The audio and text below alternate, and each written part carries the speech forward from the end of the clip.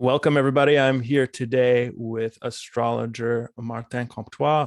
My name is Noah Cebuliak from the Nadir, and it's my privilege today to be discussing in depth the energy of the times now, the times to come. How are you doing, Martin? I'm wonderful. I'm wonderful. So nice to be sharing. I call this cross pollination. To have another astrologer, and I think it's really synchronous that you go by Nadir astrology, which is the IC or the bottom of the sky, and my nickname is MC Starman, which is the MC, so the opposite. So we're the meridian. So that's really cool. Yeah. And what an honor to be sharing space and insight with you, brother. Yeah. Thank you for spearheading this. This is really good. And I think we're going to be able to get into some really good stuff here for folks to just understand the times. And I'm curious to hear about, at least to begin, like, how are you feeling these times that we've been going through, and what stands out to you as kind of like the most important or interesting things, just off the top of your head? Whoa, off the top of my head in a few short sentences. I think we're going to be exploring that all session long here today. Um, you know, WTF is going on, I think, is a really good question. Like, wow, and it's interesting, the way we met this time, we're buying a piano from you, and then we made this connection, and then you remembered me from our session at Arts Wells 10 years ago or something. Yeah. And so yeah. it was kind of really cool to reconnect, and to answer your question, I think that even then we were talking about it, Mm-hmm. it isn't a new crisis. I think this has been an ongoing developing crisis, and it's getting more and more difficult to ignore it. Yeah. I think that that's what defines our times, is that we would rather pretend that there's no crisis than to do the work of integrating the lessons that we need to do from the times. And again, we were discussing this really early on in the Uranus Pluto square, and so that's the dominating alignment. I'm going to put this video as part of my series on what I called the astrology of the Great Reset. Yeah. And I think that as we look at this great reset we're all going through, the first thing to pay attention to is the Uranus Pluto square that's been evolving. And that's led to the development of 2020, 2021, and now we're in 2022. And in all of the different alignments that have occurred in relationship with that Uranus Pluto square, and then the Jupiter Saturn conjunction that really fell right on Pluto for a while, and then now it's in Saturn's been in square to Uranus. So then if we look at the Uranus Pluto square and the relationship with the Jupiter Saturn conjunction, that in itself kind of summarizes this crisis. And then of course what to expect as it unfolds is really an interesting thing. Yeah. Wow. Yeah. It was a lot to get into. And I think what we're going to use today as our kind of jumping off point for all those things you just mentioned are these three charts from the upcoming eclipse cycles, including the one that we're in right now. So was there anything else that you wanted to mention or cover before we got into that, or does that sound like a plan to you? Well, that's good. I think that why choosing the eclipse seasons, and of course we're right in the middle of an eclipse season, and the significance of eclipse seasons on the path to personal evolution and collective evolution. So what we're doing is we're going to take one of the eclipses for each of the next 3 seasons. So we're looking at spring, we're looking at fall, and we're looking at next spring. Yeah. And the eclipse seasons, the way I define them anyway, and I'm curious to know how you see them, but to me, the eclipse season and the nodal axis, I consider them to be signposts on the highway to life. Hmm. You know, like there are these eclipse seasons. That is when the sun, the moon, and the earth are in exact alignment, so much so that the magnetic field is blocked between one planet to the other. You know, specifically the sun and the moon are eclipsed because of the exact linear relationship between the 3 planets. It provides kind of a reboot opportunity. So we know the new moon and the full moons are really important, times in our monthly evolution and our yearly evolution. And then if we take the eclipse season, they become, I almost want to say, fated points. This is where we connect with our fate, both individually and collectively. How do I fit in? So by looking at these eclipse charts, we get great insight into what's going on. And so by studying in depth these charts, they'll provide some insight. Yeah, perfect. How do you see the eclipse season? I really agree with what you said there. I think that for me, the eclipses are kind of these catalysts for increased growth and evolution in not only what's going on in the collective, but in individual people's lives. So eclipses are these moments where we have change really coming through in a stronger way. There's kind of this fatedness often, or this sense of things like really ramping up suddenly in a certain direction, or events coming through that are of a very kind of like unavoidable quality. And so people get sometimes a little bit scared of eclipses, or is this something to be worried about? But I think they're the world's way, or the universe's way, of just making sure that we continue along our journey of growth and evolution. They're kind of like keeping everything moving along, clocking along in a sense. So that's beautiful. That's beautiful. Before we get into the chart, I have a question for you, because that really intrigues me. And I think that for our viewers, some that are never seen you from my channel, and then for your viewers that have never seen me, I'm curious about what your influences are, and what is your main, what's your main focus of your practice. I know we talked about it, and you do electional astrology, which is really interesting. So maybe you tell us a little bit about that for my viewers. For sure, yeah. I am very interested in electional astrology. I'm interested in all branches, though, to be honest. So my practice is actually most geared toward helping people make decisions, make strategic decisions that are going to be most helpful for them based on wherever they're at in their life, whatever challenges or things that are coming up for them, whatever crossroads. And so we might use electional for that if they have certain things that are important that they need to do on certain dates, like surgeries or launching of things, whatever it may be. But yeah, I'm really influenced by traditional technique, so Hellenistic astrology as well as medieval astrology, and then throwing in a dash of what we've been kind of given by folks like Liz Green and other psychological astrologers since the 20th century. So I kind of take a blended approach to my astrology, but the bottom line is, how do we help the client to more efficiently, easily, gracefully move through life, so that their decisions are going to move toward the highest good for themselves and all around. So that's kind of my philosophy with astrology, and I'm interested to hear kind of the same for you, Martin. What are your influences and your goals with your practice?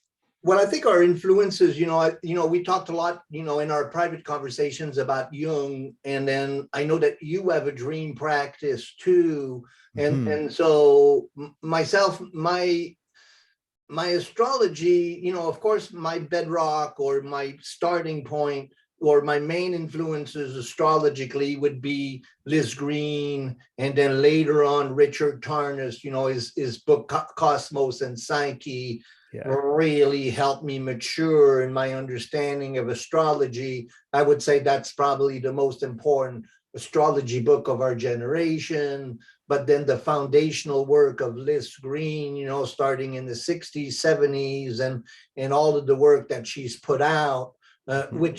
which is very Jungian in perspective, especially your early work.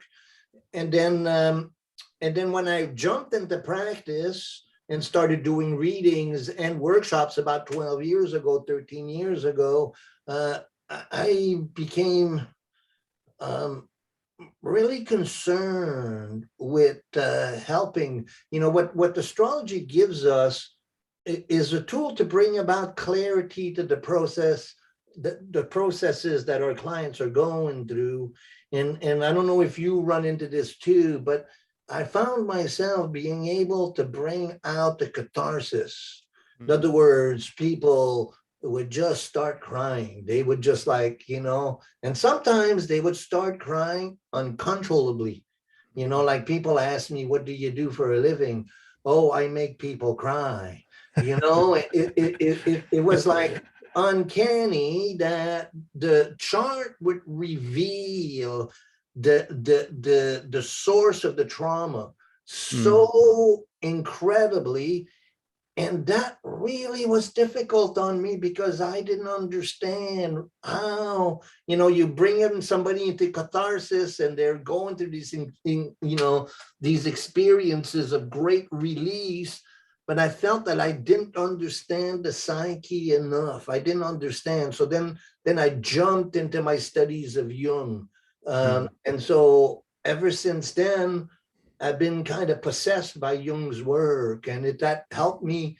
So then my readings are kind of halfway between a Jungian analysis and an astrology session. Cool.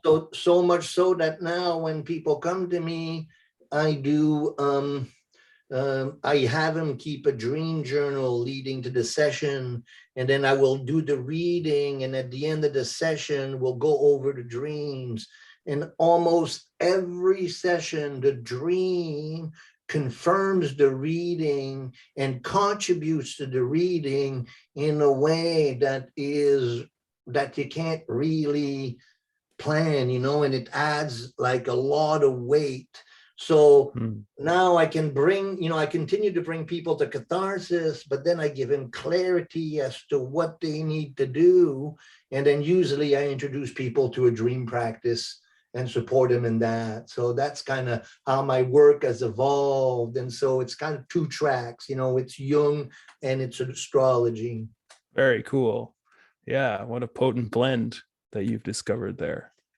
Yeah. Well, that is, I can't say that I discovered that, because the astrology of fate, Liz Green's most important, I think, Yeah. book, at least the one that really separated her from a lot of the astrologers, that astrology of fate that was published in the early 80s. She combines dream analysis and chart reading Mhm. in that book, probably more than any other book in her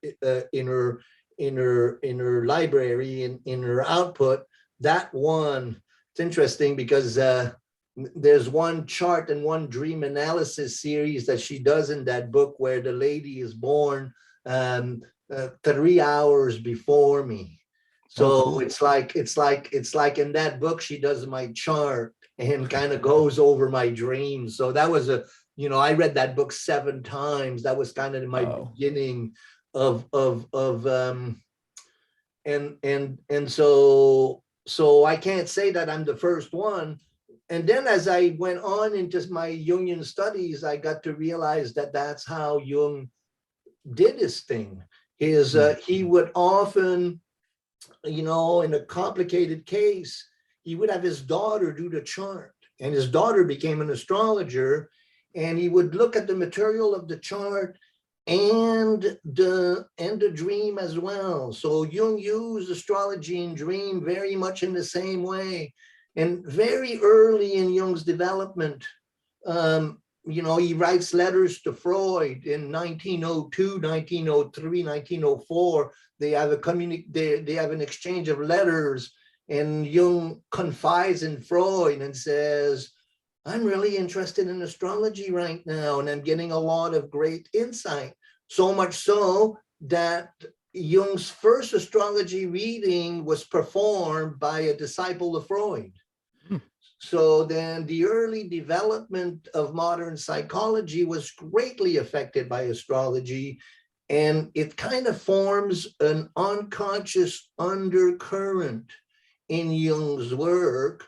And so that's really been, and so now I get to lecture for Jungian societies about astrology and the synchronicity between dreams. And again, I don't want to take, the credit for bringing that about. I think that my job is to try to articulate these techniques in a modern language. And so Yeah. it's really cool to be able to do that. And thanks for this opportunity. Yeah, right on. Well, I'm excited to see what we can get into here then with these charts. Are you ready to dive into that? Yeah, let's go. Cool. So we're going to go back and forth between, you've got this beautiful wheel in front of you, which is a physical representation of what we've got going on. First, we'll show the chart on the screen so folks can see it in that way, and then we'll go back and forth to kind of ground it in physicality. So this first chart that we'll look at is for this coming May 15th, Sunday, which is a lunar total eclipse in Scorpio, right on the south node. And I'm really curious just to hear from you, Martin, what pops out to you in regards to this chart? What seems to be the kind of eye-catching thing here? Well, the eye-catching thing, we have a few different things that are really important. And, again, we can ground ourselves into what we've been going through currently. And the main factor is the Jupiter Neptune conjunction. Now at the time of this full moon, we have Mars and Neptune are almost conjunct. A few days after the full moon, Mars and Neptune will be exactly conjunct. And then as May comes along, then, one of the things about the full moon is that it's really almost synchronous with Jupiter entering Aries. And Jupiter entering Aries is a much different Jupiter, although Jupiter in Pisces is really strong and exalted, as we've experienced. That Jupiter-Neptune conjunction and has been really difficult, and we kind of expected a mass epiphany, right? But it really, translated to be kind of a mass despair. At least that's how I've experienced it. It's and so I'm curious to know, but that Mars, Neptune, Jupiter, how have you been feeling that in your own practice and in your clients? Yeah, I agree with that. I think that maybe astrologers were guilty of hyping it up a bit more than it actually was able to deliver. But I think that the Jupiter really, what it did was kind of superpower all the Neptune stuff. So the hype and spin, the illusion, the dream, but also the despair and the sense of being cast adrift on the vast ocean of consciousness and not being able to actually see where you are and what you're supposed to be doing. This kind of sense of just nebulousness about the time and the situation. Where do we go from here? All that kind of came through. At the same time, I did experience, at least personally, and in some of the lives of clients, people being able to make creative breakthroughs and see things perhaps from a different perspective that was more oblique or less about the, the tangible facts of a situation, more from an imaginal place. So I think that was helpful. But in general, I think that in terms of results and real world stuff, it was less about that. It was more nebulous than I think we would have all hoped, with Jupiter being in a good place. So yeah.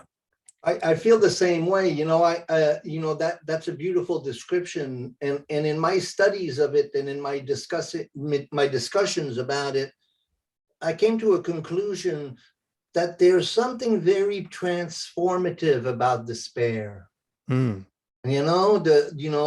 The great sense of despair that we've all been, living through, with this sense of overwhelm, there's something deeply, deeply valuable in that experience, and that it forces us to do the inner work, and I think that those of us who are well resourced and have good spiritual practices and creative practices, we were able to create, for me, Neptune and Pisces, and to a great extent Jupiter as well, because they're both co-rulers of Pisces.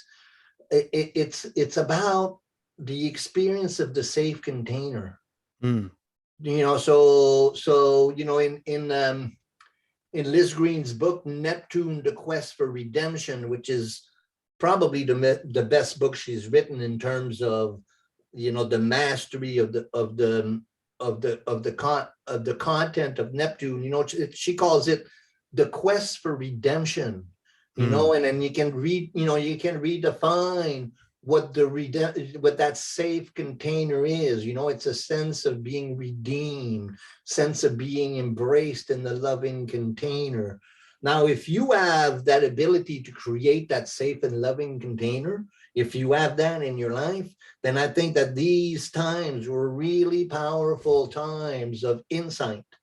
But if you don't have that safe container, and if you're not able to create that safe container, tremendous amount of despair in the collective over not feeling, and then, one of the main aspects, I don't know if you're experiencing that too, but I have so many friends who don't know where they belong and who can't find a place, and the housing crisis, Right. it's like this quest for finding a safe container. And if you're not having that, whoa, that's not a fun time. Yeah.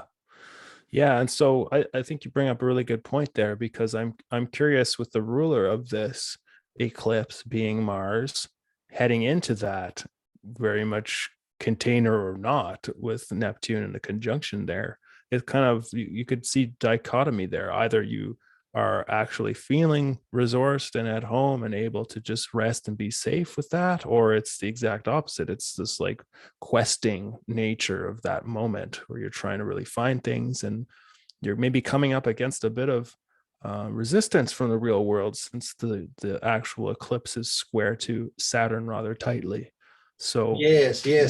Well, that T-square of Saturn, the conjunction of the sun to Uranus, which we experienced this week, which is kind of unsettling, Yeah. of a time. And then that Saturn Uranus square, we've been talking a lot about it. And in the second chart that we'll see it also being constellated, but it was Yeah. also constellated during the last eclipse in last fall. So, Right. these are patterns that we're becoming quite familiar with, and we can go into a long discussion, as we go along with the Saturn Uranus square. But to go back to what you were saying, what we have with Jupiter coming into Aries and Mars being the ruler of the full moon, then what we have is we have a Mars-Jupiter mutual reception,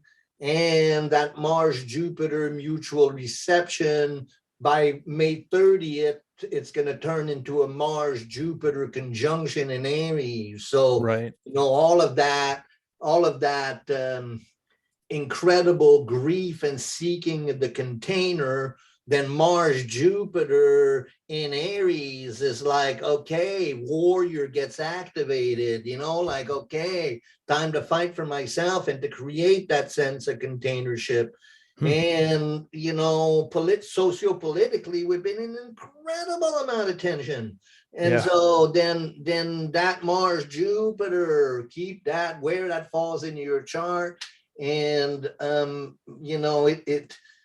it's liable to manifest itself as quite a pushback, Hmm. quite an energetic, we were talking about before the session, it's been like so cold and so wet, of a spring. And to me, that's that Jupiter Neptune. Now with Right. Jupiter Mars in Aries, it's liable to get hot real fast. Yeah. Yeah, I agree.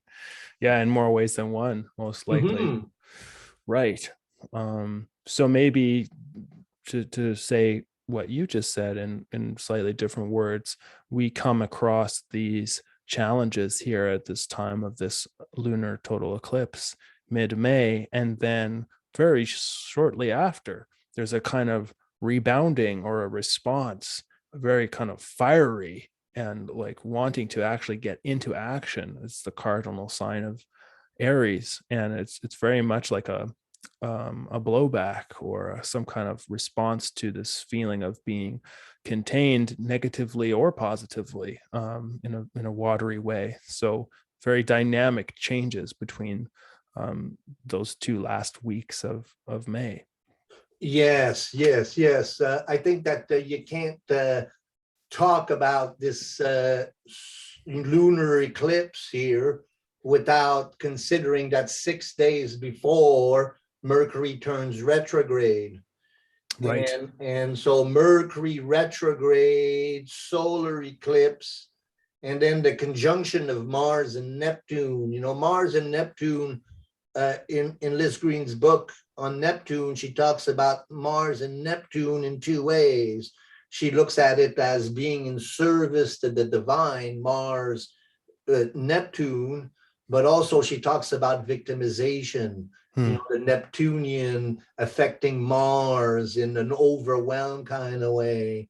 So, and then with Hmm. Mercury retrograde, that kicks us into review mode, so I think there's a lot of reassessing going on, that's triggered by Mercury retrograde and the solar eclipse in square to Saturn, conjoined with Uranus, and then that Mars, so then that's now we kind of have a full spectrum of this powerful time we're living through. Totally. And was there something that you wanted to demonstrate on your board in front of you? Should we toggle back and forth now, or were you wanting to do that? Well, I think that analysis of the chart was really fun, and I think we're almost ready. And then maybe let's look at the next chart Okay, here and see what we see, and then maybe we'll do a little bit of board work. cool. Okay. So moving on to the next lunar eclipse, which will be on November 8th of 2022. And again, quite a dramatic chart, also involving a T square to Saturn, interestingly, but also, like you mentioned before, now very much plugged in a strong way to Uranus. So this to me is one of the most dramatic eclipses that I've ever come across. Well, it has what I call what's called a grand kite. So the Moon Uranus conjunction is exact, Mhm.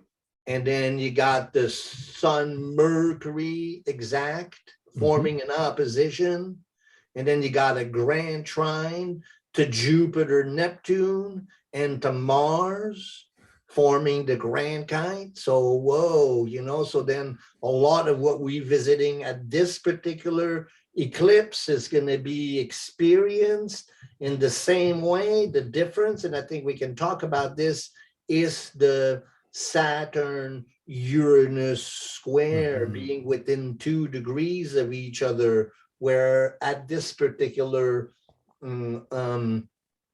this one that we're living right now, this spring, Saturn and Mars have moved away quite a bit. Yeah. Now they're coming back together, from the end of August, beginning of September, all the way through October. They're within 1 degree of each other. So I think we should really talk about that, in terms of what the significance of that Saturn Uranus square. But Mhm. yes, we talked about this before too, me and you, is the effect of that last Saturn Uranus square. Yeah. What do you feel in that Saturn Uranus square, and what are your conclusions of that? Yeah, I think I mentioned when we first spoke about this that I think it's the sting in the tail, as it were, and a kind of culmination to what we've been going through with that for all of 2021, and now sort of extending into 2022. But then it becomes the most exact that it will be, again in 2022 at this time, really through October and then into November and part of September as well. So to me, it's a sting in the tail. I think we can begin to expect a lot of those themes that we had through the Uranus Saturn, which again were stuff around supply chain disruption, stuff around civil unrest, around who and what should be in control of our future, and what ideologies, philosophies, ways of structuring society collectively should be in charge of this moment. I think that the Uranus Saturn coming again together will represent a real coming to a head of whatever has not been properly worked out over the past 18 months. And it's going to be forced very suddenly and dramatically into the consciousness of everyone. And this eclipse very much shows that dramatically. So I think that this is a really big moment actually to be putting on your calendar. Absolutely, absolutely. If you want to get back to full screen there, Yeah. I'm going to do so. So just for those who are new to our work, and in my on my YouTube channel, again, it's really important. You have Nadir. What is your channel? Yeah, the Nadir. The Nadir, and then me, it's the Healer and the Dreamer Astrology. Please do subscribe to our channels. But on my on the playlist on the Astrology of Great Reset, I have one video that I did. It's called the Saturn Uranus cycle in our times. And it's Nice. very interesting archetypal structure. Saturn overthrew Uranus by castrating him. Right. So we have the old king Saturn castrating the revolutionary sky god, the light bringer.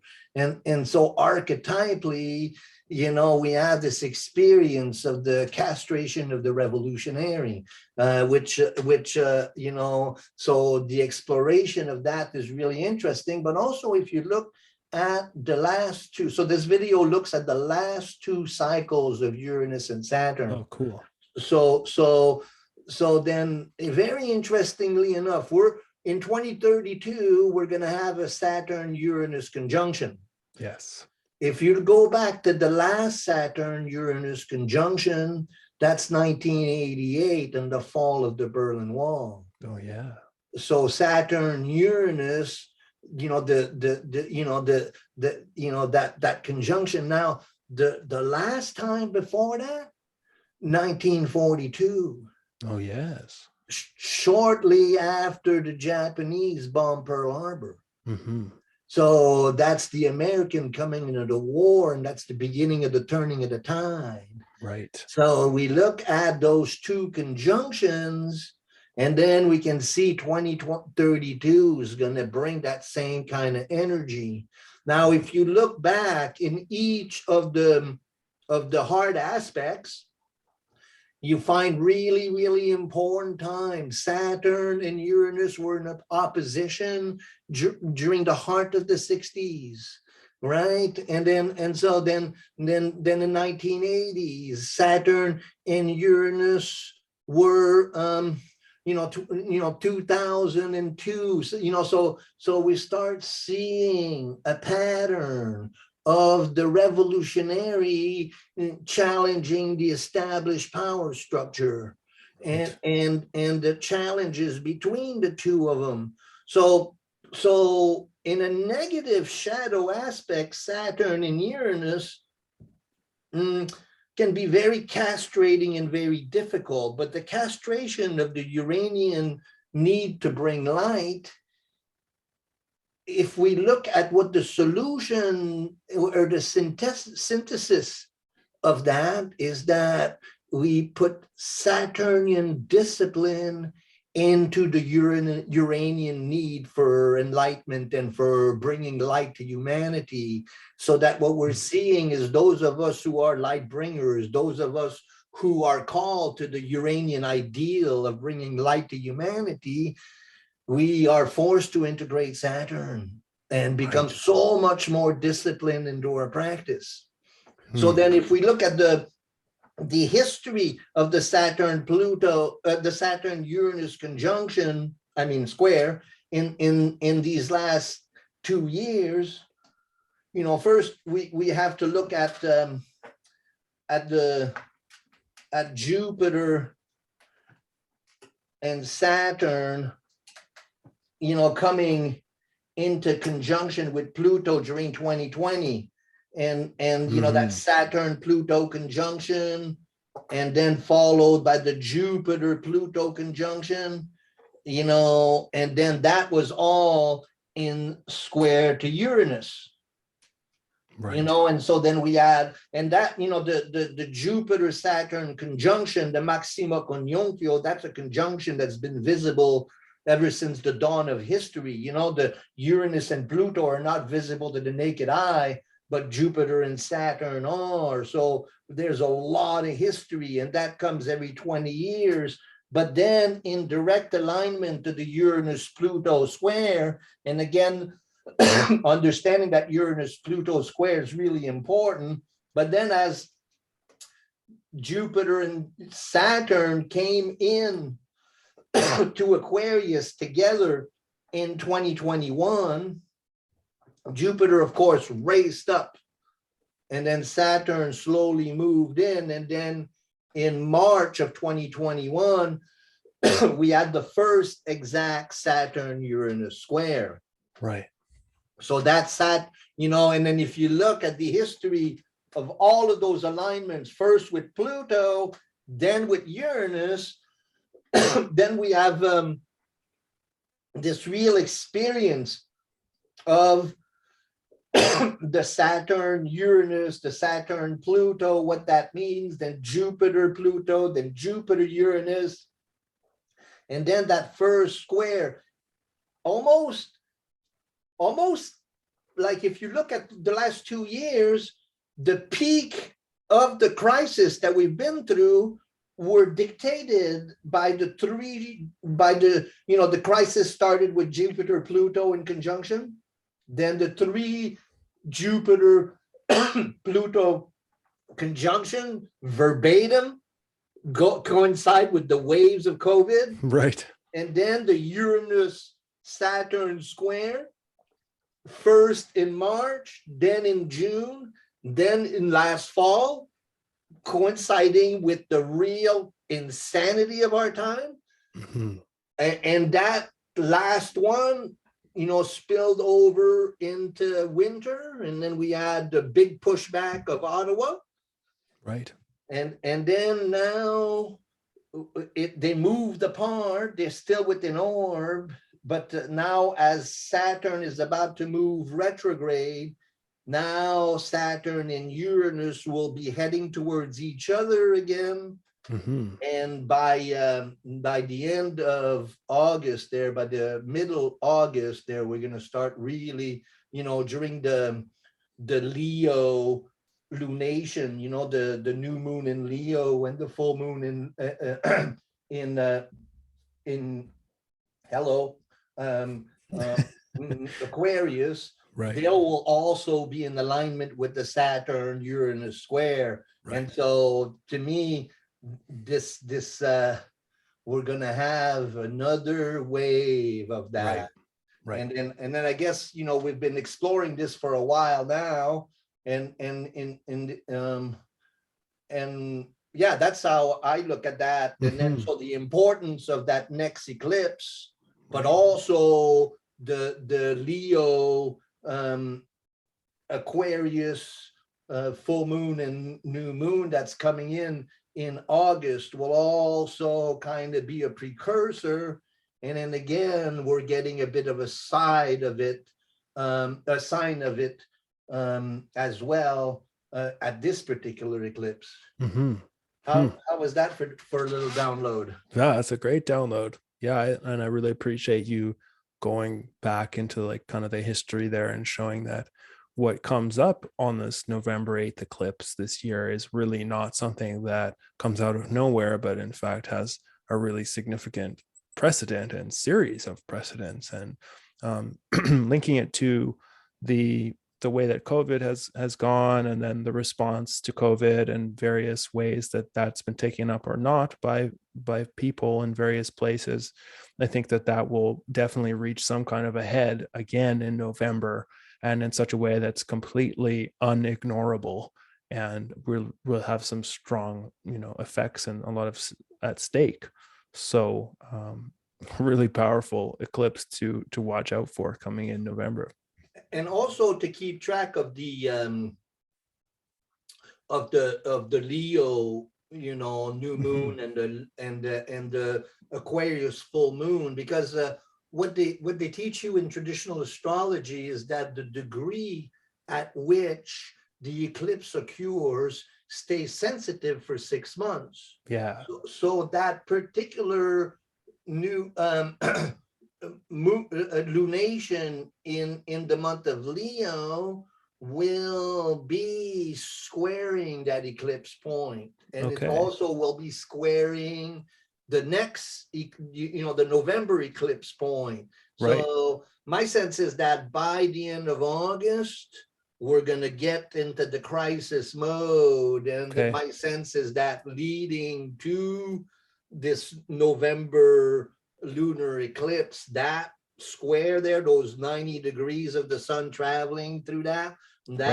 that's going to be the exactness of Uranus Saturn. I think that's going to be probably the most intense 90 days of the crisis so far. Yeah, I agree. And that's a really good point that you raise in terms of what goes on in August. And I think I'm actually just going to share my screen to show that chart very briefly. And that's Mm-hmm. August 11th, that we're going to have this full moon in Aquarius square to Uranus. And as you've been saying, this final square is tightening here again between Uranus and Saturn. And this full moon is really with Saturn. And so you make a really good point there, just bringing our attention back to it's not just November, it actually begins far before that. And it's really like, yeah, all of a lot of Q3 and Q4, this kind of 90-day period in there Yeah, that has it happening. and that's perfect because it brings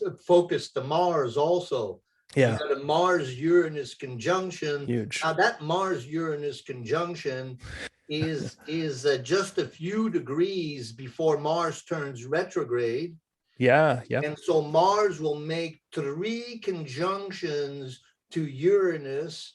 It spends almost 6 months, over 6 months in Gemini because of that, and it will trigger the Saturn Uranus square 3 times over the course of the fall. And so that Hmm. Mars Uranus thing and the Mars retrograde that happens after that full moon, that's another factor that makes, again, because of the retrogradation, of Mars, Mars spends 6 months, over 6 months in Gemini, and makes 3 exact conjunction with Uranus and 3 exact conjunction square to Saturn.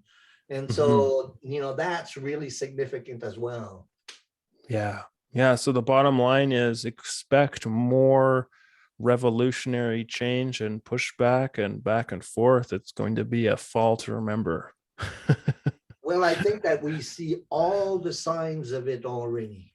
Yeah. I don't know what you feel in your clients and in your work right now. I feel personally that there's no point in my practice as my work been more relevant than what we're going through right now. Yeah. Feels like I've been working at mastering my art, so that's the Saturnian and the Uranian, the Saturn and Uranus play a really important role in my chart. And, I have a moon Uranus conjunction in Leo. So then this particular August, that I'm talking about, that lunation in August, and the Saturn square has been triggering by moon Uranus all throughout these last 2 years, so then it really invites a certain mastery. Have you been feeling this also in your practice? Oh yeah, for sure. Yeah, I mean, astrology has never been more relevant, I think, for helping people do good sense making, because it helps to show that what's actually happening all around us is a part of larger cycles, nested cycles, right? And so it helps us to understand why things are happening, when they will happen, what is kind of the underlying point. There's this kind of mysterious forward driving motion to these events that astrology really helps to portray. So yeah, definitely. Very cool. Very cool. So I think that brings us to this question, and I think that that's really, I don't know, the first time we met, well, that was the second time we met actually, but this time that we met just in Salt Spring a few weeks back, we got right into it, and we had, basically the same conversation we just had right now. Yeah. But today we had it with a lot more details and with the charts. But, in about a 15-minute period, we had this whole discussion.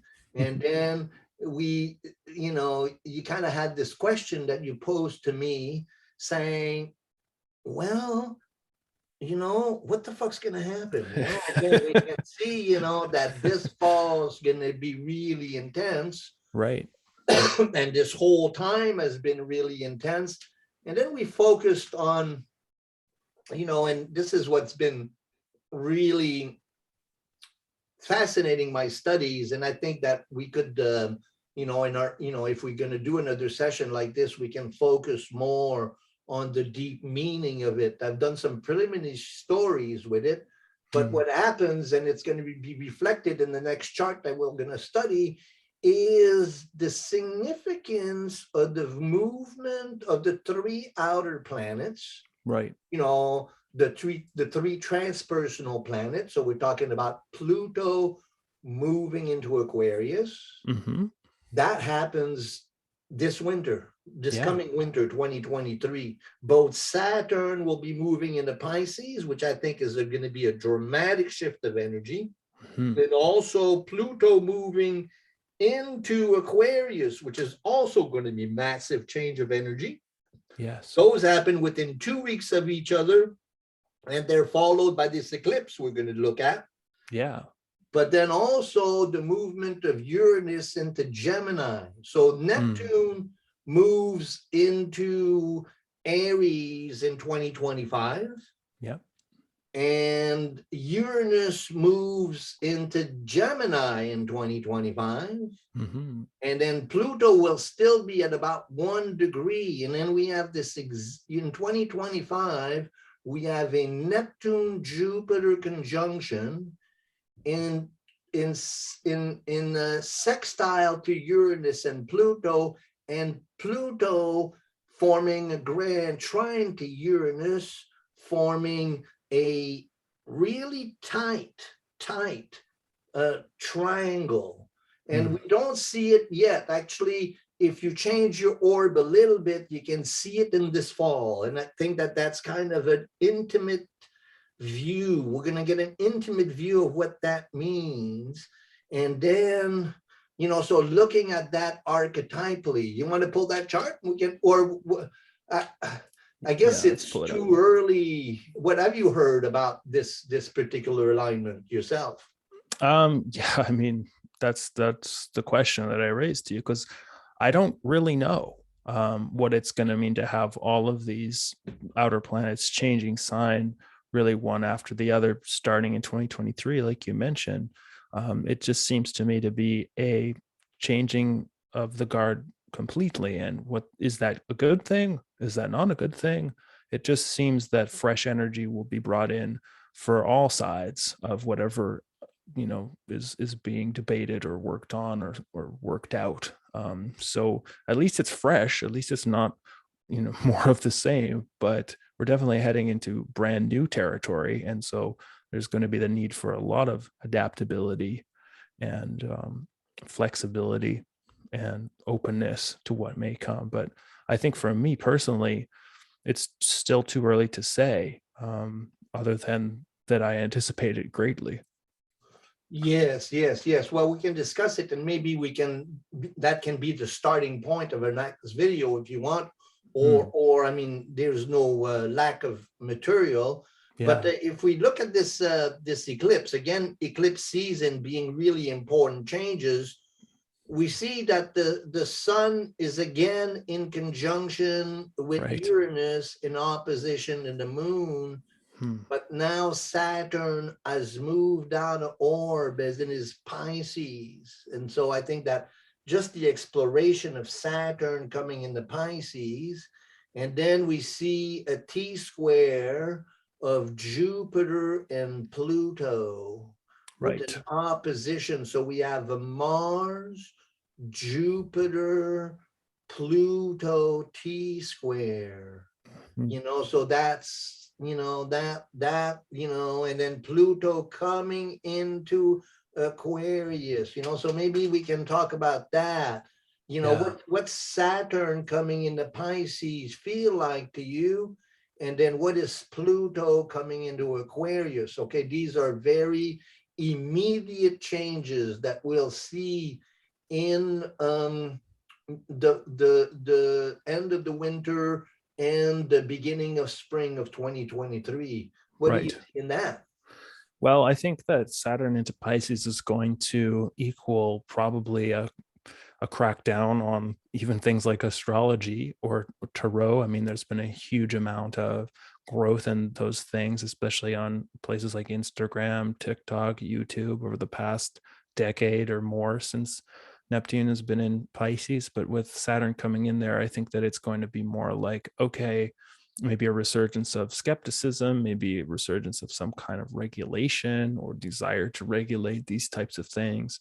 I definitely think that whatever's going on in terms of psychedelics will probably come under a lot of scrutiny, a lot more scrutiny than it has been. I think there's going to be some serious reality checks in that regard.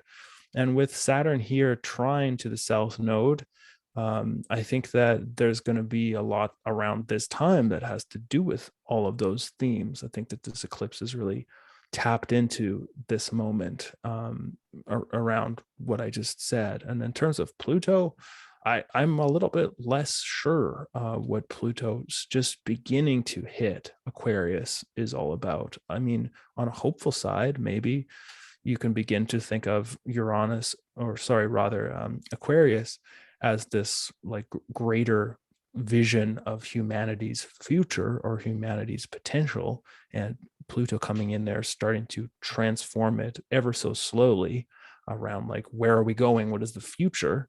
But maybe it's still too early, just at 0 degrees, to really know exactly what it's about. What do you think? That's really, really insightful. I hadn't considered that about Saturn. Of course, Saturn has a very limiting effect. In my studies, I looked back at the last two times that Saturn was in Pisces. Hmm. And so the mid 90s Yep. and the mid 60s, Right. so then you could see an empowering of mysticism too. Hmm. Like, Jupiter in Pisces is kind of in inflational, it Yep. inflates, you think that you're really, more than what you are. And so I think Right. that there's, that you can call yourself a mystic really easily with Jupiter in Neptune. Yeah. But with with Jupiter in Pisces and the Jupiter Neptune conjunction could be like, yeah, man, I'm the real thing. When Right. Saturn comes into Pisces, then it's like, okay, have you really done the work to Hmm. profess what you're saying? So Right. I think that personally, I have Sun and Mercury. I have my Sun at 2 degrees Pisces, and I have my Mercury at 9 degrees Pisces. So it's like there's and then I also have Chiron, at 28 degrees of Aquarius. So that transit to Saturn coming into Pisces, it's going to have a real kind of sense of, like you were looking at my chart, a sense of authority, a sense of paying your dues. Hmm. And so Saturn and Pisces, it's like, okay, did you really put the work into it, or you're just calling yourself that, Right. and so and again, my own spiritual practice and my own real need for mysticism really came through when Saturn was in Pisces, and we think about what happened with Saturn in Pisces. Of course, Saturn in Pisces was in direct opposition to Uranus and Pluto conjunction in the 60s. So Hmm. that was very similar to what we've been experiencing, and really there was an awakening of mysticism at that time.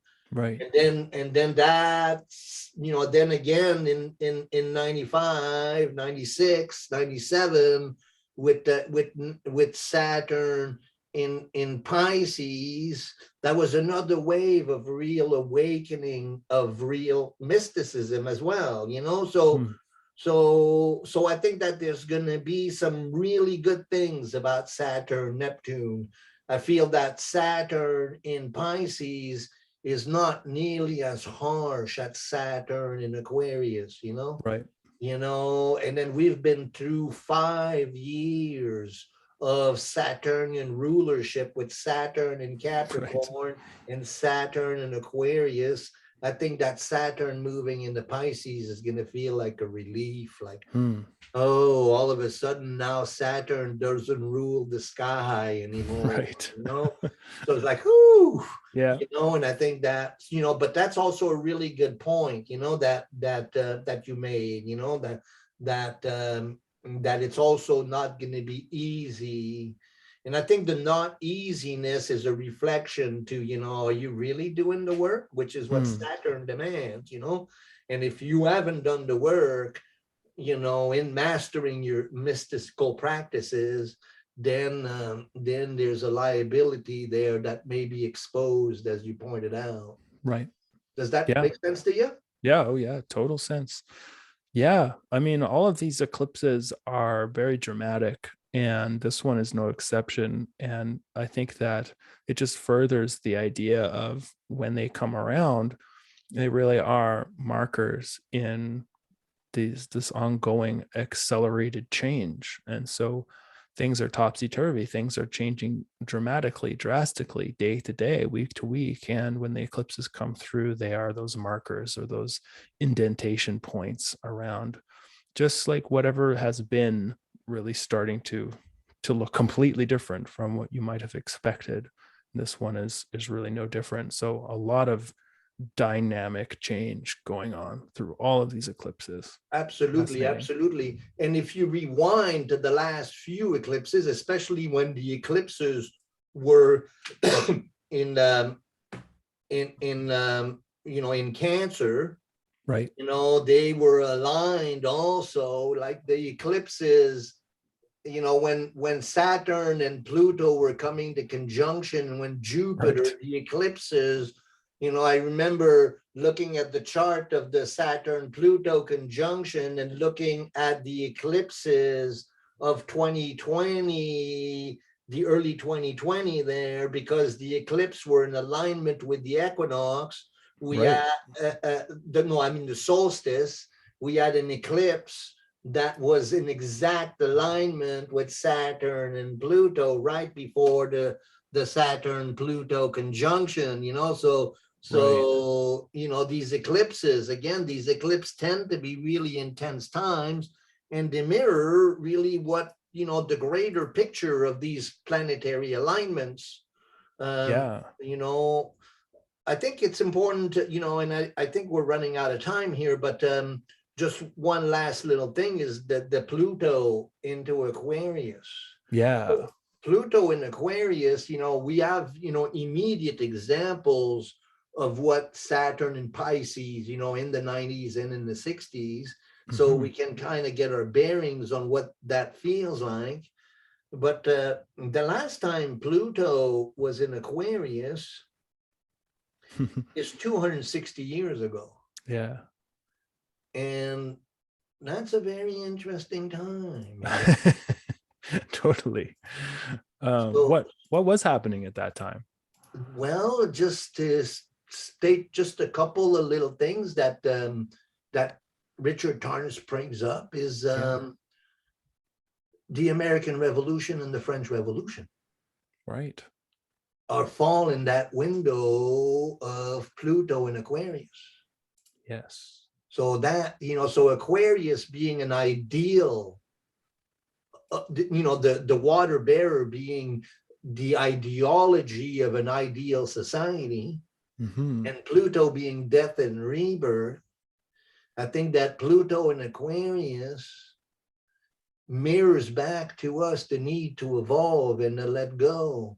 And you think about, all these crazy ideologies that have blossomed up, and the ideological craziness that's going on. It's so unnatural that, it's so dissociated and so unnatural what we're even talking about. Right. As a narrative, you just think of this, crazy court case that's going on, that's dominating the newspaper. It's like everything, right? It's like, whoa, where have we gone as a collective, And so then with Pluto and Aquarius, I think that we're going to have to face the reality that a lot of these ideologies need to be let go of. And again, Pluto and Aquarius, we're talking about a 18-20-year journey into, so this is, and then we're talking about, a lot of spinnings of the sun and the moon and all the planets spinning around, where, Jupiter will return and we'll have a Jupiter Uranus conjunction. I don't think we'll have a Saturn Pluto conjunction, but we'll definitely have a Jupiter, and then this emergence of that Uranus, and so we can look at what Neptune coming into Aries looks like. But also that's very interesting. Neptune in Aries is what's interesting is that all three planets are moving in the masculine sign of air and fire, and then the Neptune in Aries coincides with the American Civil War. Okay. And then the last time Uranus was in Gemini was during World War II. Right. So if you just look at all those three things, it's enough to cast quite an interesting story to the evolution of our collective. Yeah. And so, and it kind of So I think that, back to normal, this back to normal that we think we're achieving. It's not going to happen. I don't think so.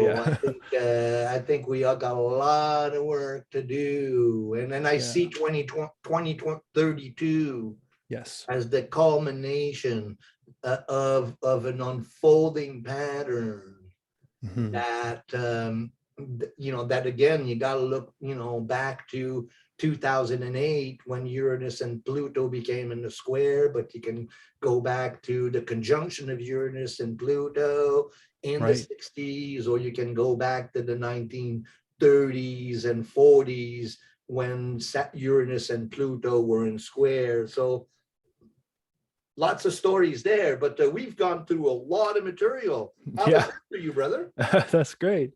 Yeah, I think that we've unpacked, I think, some really key things to look for over the coming year or more. And I think the bottom line for me is don't expect it to get back to normal, really become Teflon coated. This is a time of dramatic shifts and changes. And these eclipses that are coming up that we've covered today are going to be the catalyst points for some of the more dramatic shifts that are going to be happening. So it's exciting. It's, perhaps a little bit anxiety provoking, but I think both go hand in hand a lot of the time in life. So here we go. It's very interesting, because I've delivered, basically this is a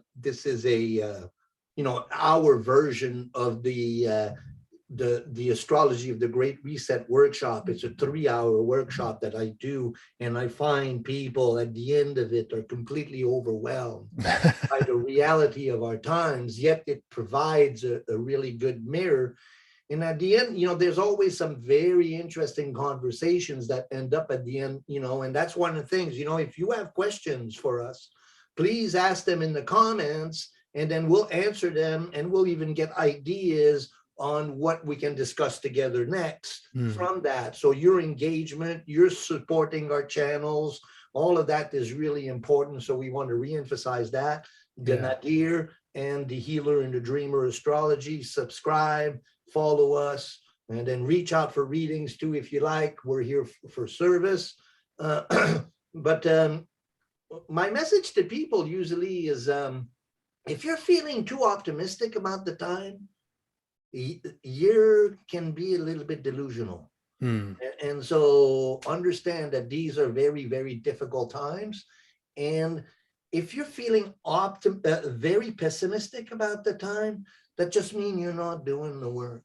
Because if we're doing the work of Saturn and integrate the lessons of our time and be the change that we want to see in the world, then you become medicine for the times. Yeah. That doesn't mean that that's easy.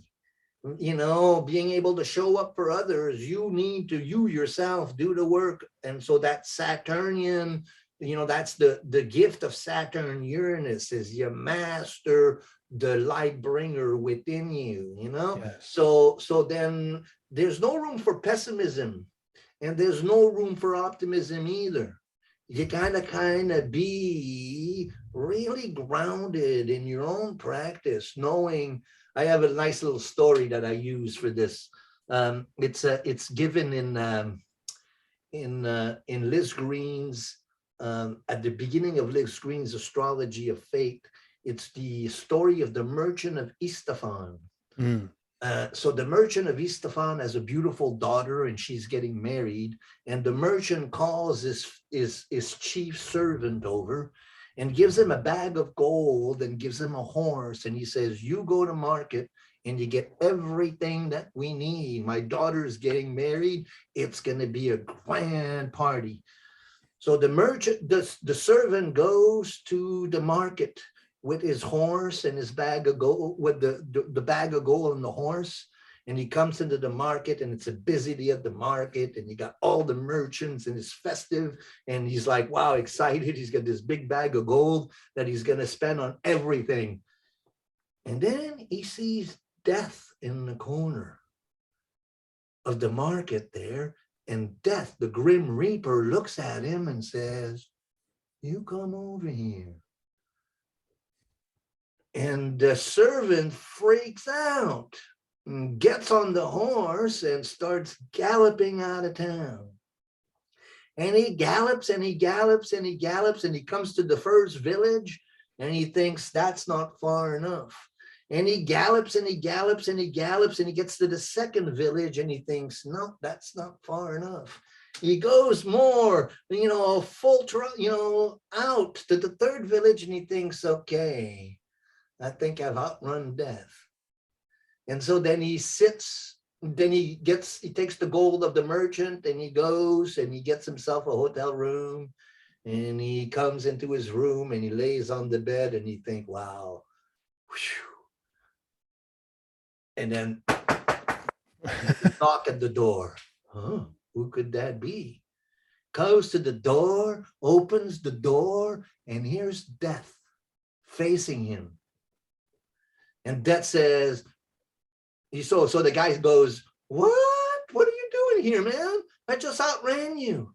And Death says to him, she says, when I saw you this morning and I called you up, I wanted to tell you that we have a meeting here tonight, me and you. So you can't outrun your destiny. And we have to be, the heroes to our times. We're all being called to be the heroes, just like World War II, or just like the breakdown of the Iron Curtain, or like the 60s. These are all critical times in history, and we're living through one of those critical times in history, and it's time to show up and be the best person we can be. And whatever our destiny is, Jung, there's one thing that Jung says. He says there are certain things that are more important than life. And I think we're at that time, where there are certain things that are just more important. Yeah. And so time to show up is how I see it. Beautiful. Well, yeah, thank you for sharing that. I think that's a great place to wrap it up for today. So folks can find your work at, what is the website? The Healer and the Dreamer Astrology, and Cool. that's the YouTube channel and the website. Awesome. And people can find you. Yeah, at the nadir.ca, and the Nadir is the YouTube channel. So great. Well, this was awesome, Martin. It was a pleasure to connect with you on the eclipses and beyond, and let's stay in touch. And to everyone who's tuned in and enjoyed this, thank you so much, and make sure you hit subscribe on our channels, and we'll talk to you again soon. Whoop, Okay. whoop, whoop, whoop. Bye for now.